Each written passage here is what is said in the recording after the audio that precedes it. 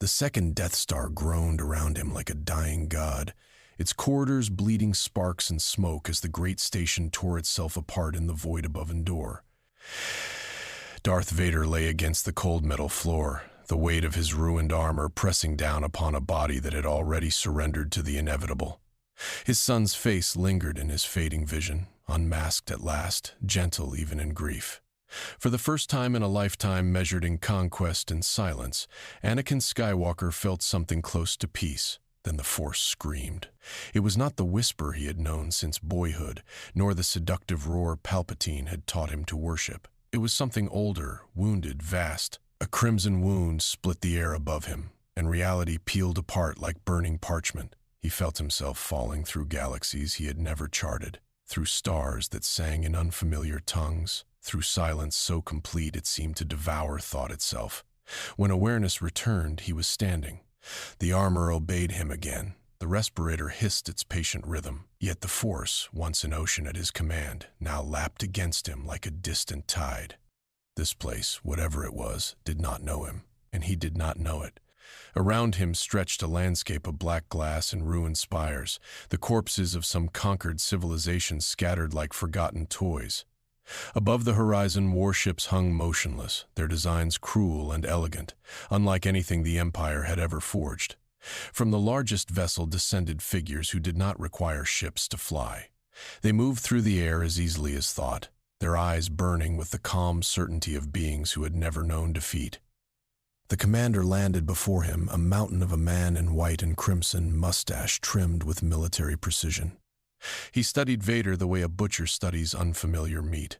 That armor, the Viltrumite said, primitive, yet you stand where 1,000 should have died. Submit or be broken. Vader did not answer at once. He listened instead, letting the diminished Force whisper what it could. He sensed the strength of these warriors, a strength that made even Force sensitives seem fragile. He sensed their contempt, their doctrine, their empire. He sensed, beneath it all, something disturbingly familiar. Order carved from fear, survival earned through submission. The strong devour the weak in the name of destiny. It was Palpatine's philosophy, dressed in different armor. The commander lost patience. 6 elite warriors descended, weapons drawn, their bodies humming with impossible power. Vader ignited his lightsaber, and the crimson blade cast the ruined city in the color of old blood. He did not fight as they expected. He did not charge. He waited. When the first Viltrumite struck, Vader turned aside like smoke, guiding the warrior's momentum into a shattered spire. The second he lifted with a gesture, hurling him against the third with such precision that both fell senseless. The fourth managed to strike him, and the blow rang through his armor like a struck bell. Yet Vader answered with a surge of telekinetic force that drove the warrior to his knees. The fifth and sixth fell to the blade, not slain but disarmed and humbled, their invincibility broken by something older than muscle. Silence returned. Somewhere far above, a new presence descended, heavier than the others, patient as gravity itself, Grand Regent.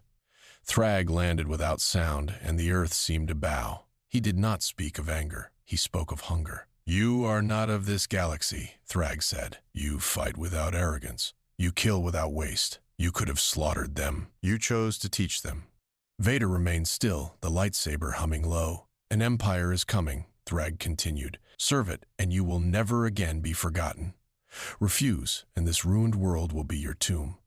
Vader considered the stars he no longer recognized, the sun he could no longer reach, the destiny he had believed finished.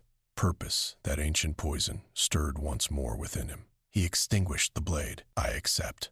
The Viltrumite training halls were carved from asteroid stone, their ceilings so vast that combat could unfold in 3 dimensions without restraint. Warriors collided in the air like meteors, their strikes shattering pillars that had stood for 1,000 years. Vader watched from the observation platform, silent, calculating. He had commanded legions. He had broken Jedi.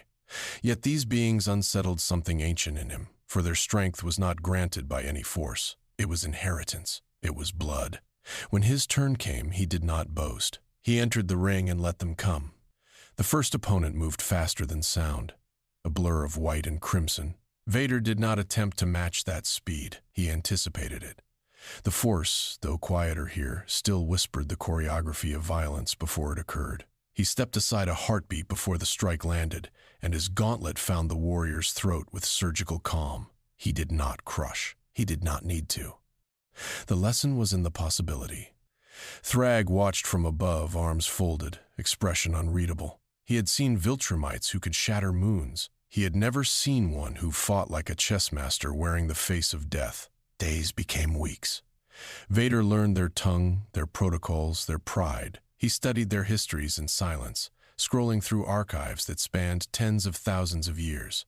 What he found there disturbed him in ways he had not expected. Entire species reduced to footnotes. Cultures older than the Republic rendered extinct in a single Viltrumite generation. Children of conquered worlds culled if they failed to demonstrate sufficient strength. The Empire did not merely conquer, it curated. It pruned the galaxy the way a gardener trims a hedge, and it called this mercy.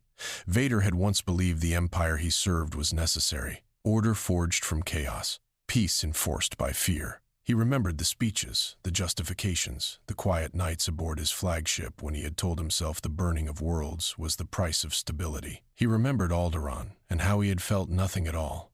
Now, standing in Viltrumite archives, he felt something stir that he could not name. Thragg summoned him to the command spire. The Grand Regent stood before a holographic map of the galaxy, planets glowing like scattered embers, each marked with the sigil of conquest or the shadow of extinction. "You have surpassed my expectations," Thragg said. "My warriors respect strength. They fear only what they cannot understand. You are both." Vader inclined his helmet slightly. "Strength alone is not victory. Discipline is the blade. Fear is the sheath." Thragg almost smiled. "Then you will command my vanguard." "There are worlds that resist. Break them." Vader did not answer immediately.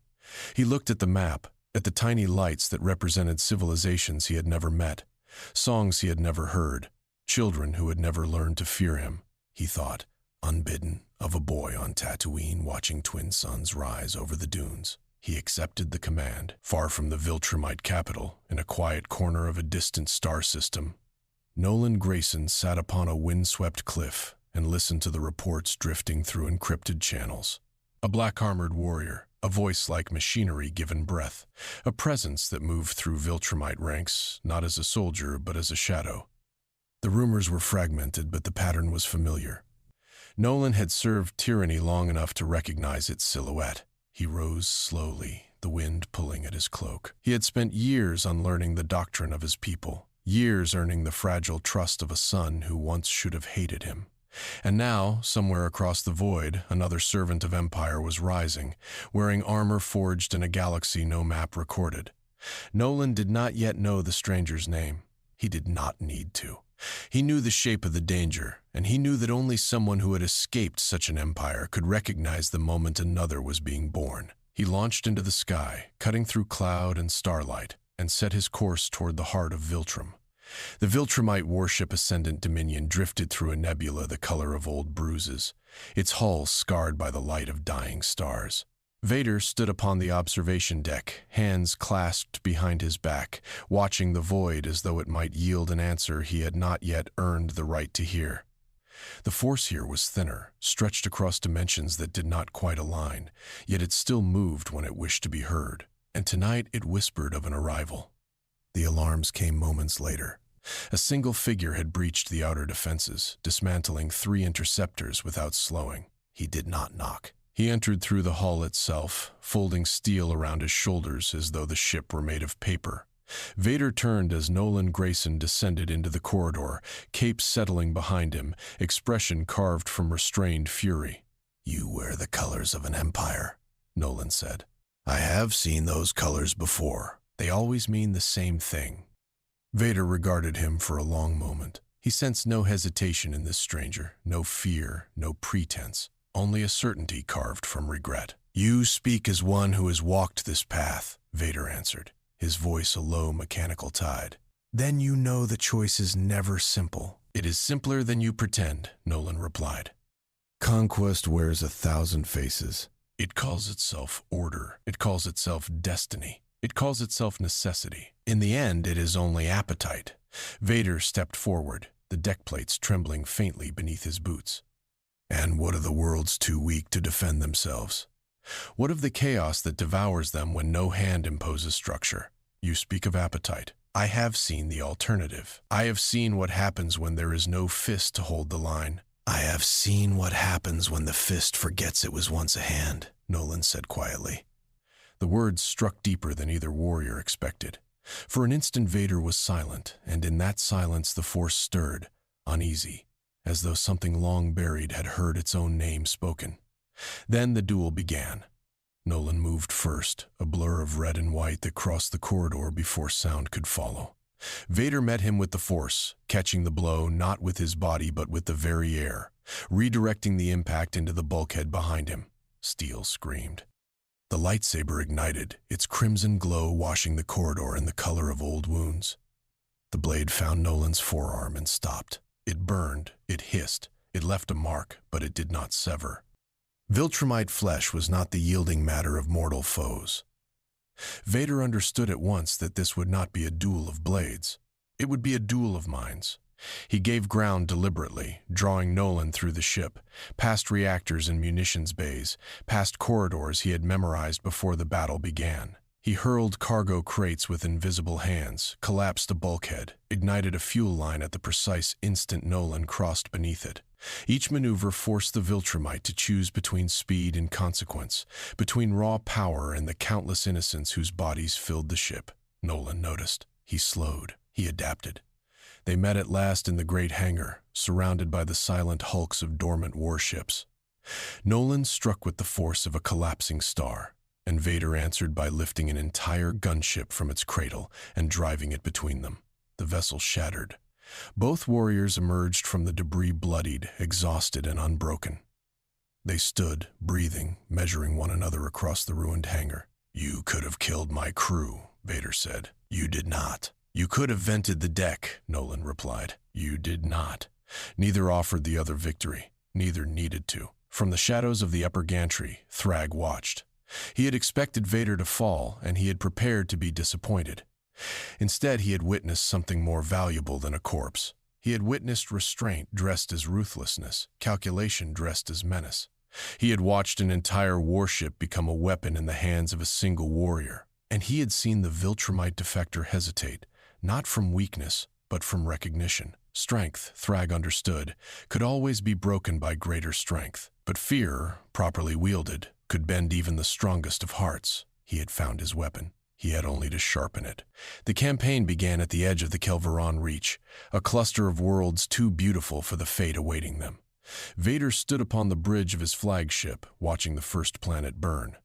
Viltrumite warriors descended in disciplined waves, and the cities below folded like paper in a storm. He had ordered such things before. He had ordered worse. Yet, as the smoke rose to greet the stars, something within the armor tightened in a way that no servomotor could measure. A child's cry reached him through the Vox network, unfiltered, unedited, a sound the officers had forgotten to mute. It lasted only a moment. It lasted a lifetime. He remembered Padme. He had not allowed himself to remember her in years, not truly, not in the way that hurt. He remembered the way she had looked at him on the landing platform of Mustafar, not with hatred but with grief, as though she were mourning someone already dead. He remembered Luke's hand upon his shoulder in the dying corridors of the Death Star. He remembered the Jedi younglings and the way their small faces had looked up at him in the moment before the blade fell. The Force, quieter in this galaxy, had not spoken to him with such clarity in decades. Now it wept. The campaign continued. 7 worlds. 11. 15. Vader executed each strategy with the same cold precision that had earned him legends across a distant galaxy, and each victory tasted of ash. He began to walk the ruins after the battles, alone, unaccompanied by aides or attendants. He looked at the bodies of those who had raised weapons and those who had not. He looked at the sky above worlds that no longer had names. He listened. Anakin Skywalker had been buried for a long time. He was not buried deeply enough. Thragg noticed. Thragg noticed everything. The Grand Regent summoned Vader to the command spire above the shattered world of Nevith, where the surviving population had been gathered in a great valley below. Tens of thousands of civilians huddled beneath the shadow of Viltrumite banners. "You have hesitated," Thragg said. His voice was not accusatory. It was clinical, the voice of a physician diagnosing a fracture. Twice in the last campaign. Once at Kelvaran, once at Ostri. Small hesitations, meaningful ones. Efficiency requires patience, Vader answered. Efficiency requires certainty, Thragg replied. He gestured toward the valley below. These survivors have no strategic value. They are the remnant of a defeated species. Their existence is a wound in the ledger of our conquest. You will close it. Vader looked down at the valley. He saw mothers holding children. He saw old men leaning upon younger shoulders. He saw a girl no older than Leia had been when he had first tortured her aboard the Death Star. The girl looked up, as though she could feel the weight of his gaze across the impossible distance, and her eyes did not accuse him. They only waited. The respirator hissed. The Force trembled. No, Vader said. The word was quiet. It did not need to be loud. It filled the command spire like a blade drawn in a silent room. Thragg did not react immediately. He studied Vader as one might study a fault line before an earthquake. Then, at last, he smiled, and the smile held no warmth. So the wound was deeper than I suspected, he said. A pity. You were magnificent. The order went out within the hour. Every Viltrumite loyal to the Empire was to hunt the traitor without mercy. Every world under Imperial banner was to close its skies against him. Every ally, every asset, every whispered promise Vader had earned in his brief rise through the Viltrumite ranks turned to poison in the same breath. Vader stood alone upon the observation platform as his flagship's crew began to turn against him. He ignited his lightsaber. The crimson blade cast his shadow long across the valley below, where the girl still watched and did not yet know that a monster had chosen, at last, to be something else. The coalition of planets met in the belly of a hollowed asteroid, a fortress of stone and steel hidden in the fold between two dead stars. Delegates from 100 worlds gathered around a table older than most of their civilizations, and none of them wanted the figure standing at its edge. Vader stood apart from the light, the respirator marking time like a metronome no one dared silence. Omni-Man had brought him. That alone kept the blades sheathed, barely. Alan the alien leaned forward, one great eye narrowed. You want us to trust him? Him. The one whose armor has been leaking rumors of atrocity for months. The one whose lightsaber has been carving up worlds we swore to protect. I want you to use him, Nolan answered. Trust is a luxury. Survival is not. Mark Grayson said nothing at first. He stood near the far wall, arms folded, jaw tight. When he finally spoke, his voice was low, and it carried the weight of everyone in the room. My father did terrible things before he changed. I forgave him because I had to, because he raised me, because he loved my mother, even if he almost forgot how. He looked at Vader without flinching. You didn't raise me. I don't owe you the same door. Vader did not answer. He did not defend himself. He did not offer the mitigating truths that other men might have reached for. He simply stood and let the silence do what silence does when guilt is finally allowed to speak. The coalition granted him no rank. They granted him no title. They granted him a task, and they watched to see whether he would carry it or betray it. He carried it. The first campaign was a rescue, not a conquest. 3 refugee convoys had been trapped in the Corellian Drift, a stretch of hostile space patrolled by a Viltrumite kill squad. Vader planned the operation in a single evening, drawing upon 2 decades of Imperial doctrine that had once been used to hunt rebels. Now those same tactics shielded them. He staged false transponder signals, drew the kill squad into a gravitational eddy, and let the terrain do what blades could not. Every refugee reached safety. No coalition lives were lost. The second campaign was a liberation. The third was a defense. The fourth was a slow, patient, brilliant unraveling of a Viltrumite supply chain that had strangled 6 systems for a generation. Vader did not celebrate any of them. He did not accept commendations.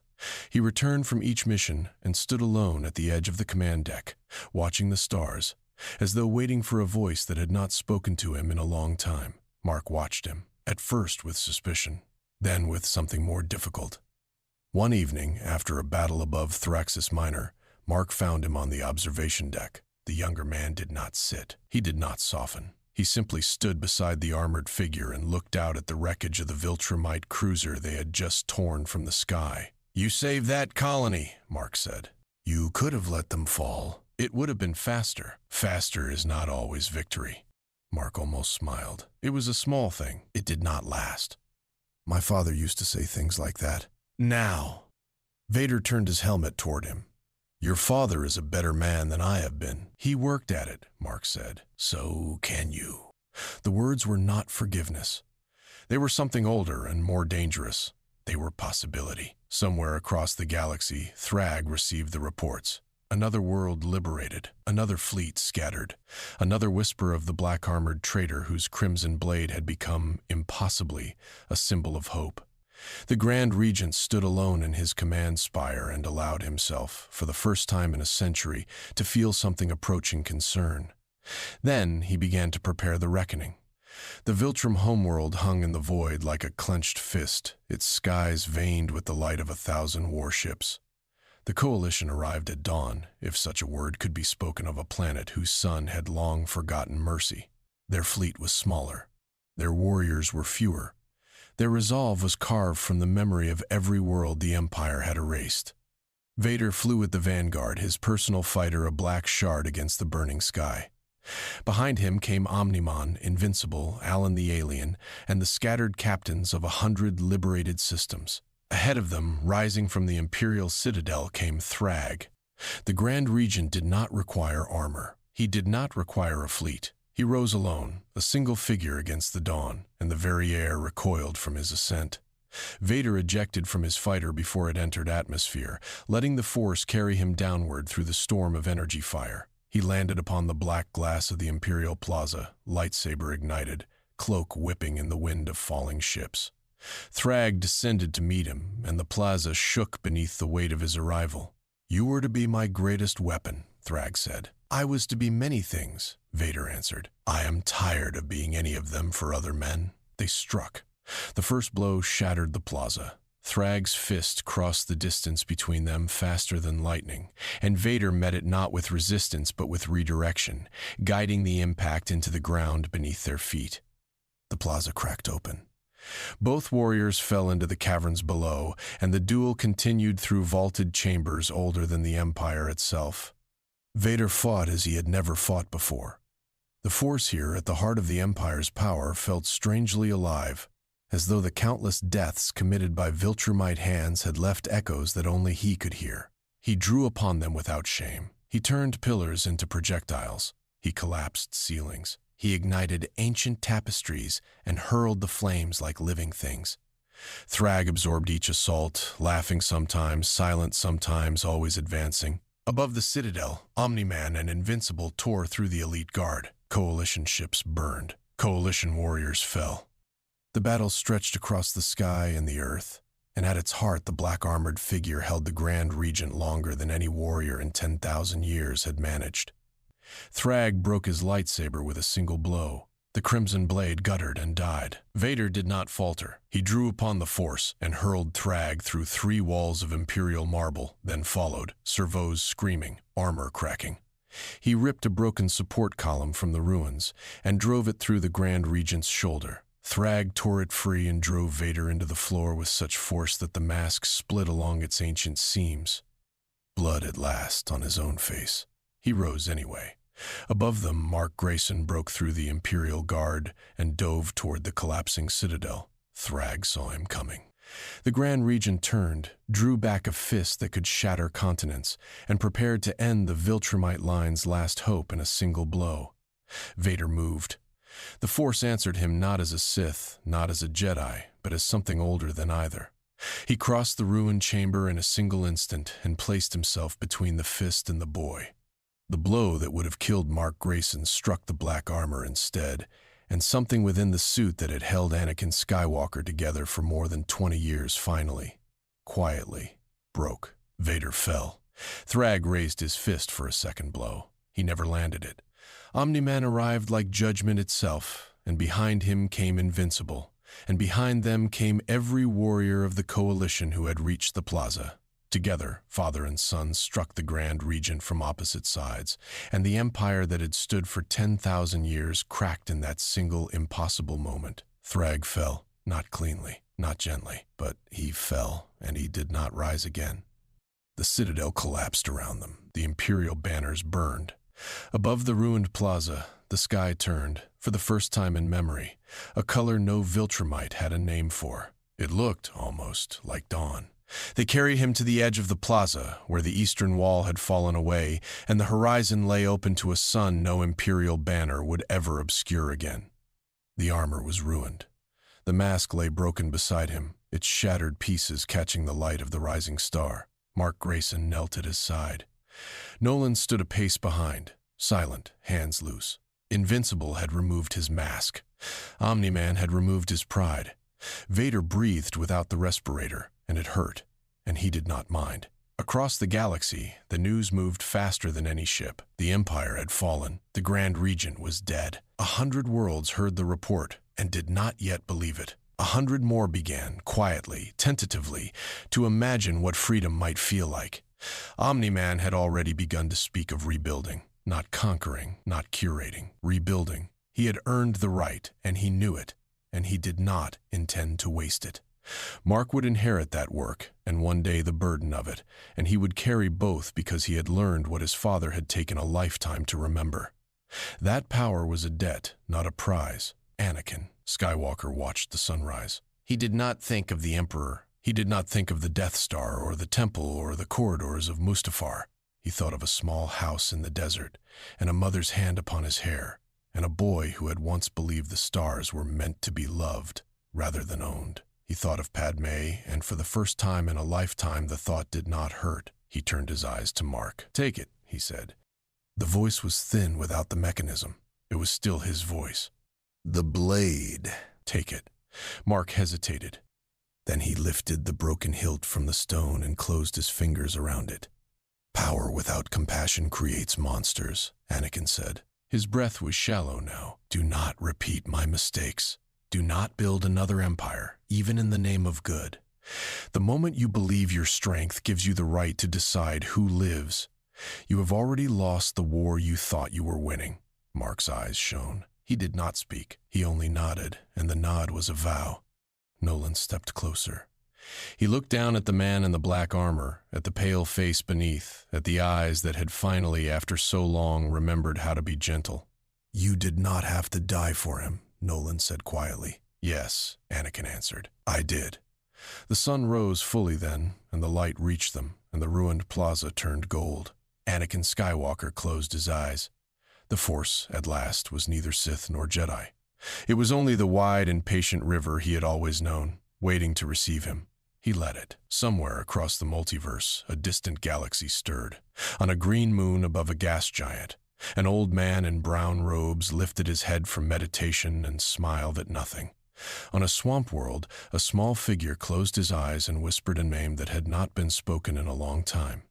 On Tatooine, twin suns rose over the dunes, and the wind carried a sound that might have been laughter or might have been peace. The narrator's voice returned then, softer than before, the way a story returns to the fire at the end of a long night. History remembered Darth Vader as the fist of tyranny, but another universe remembered something different. A broken warrior who crossed the stars, confronted another empire built on fear, and finally fulfilled the destiny he had spent a lifetime running from. Not as Darth Vader, but as Anakin Skywalker. The Force settled across the multiverse like a long exhalation.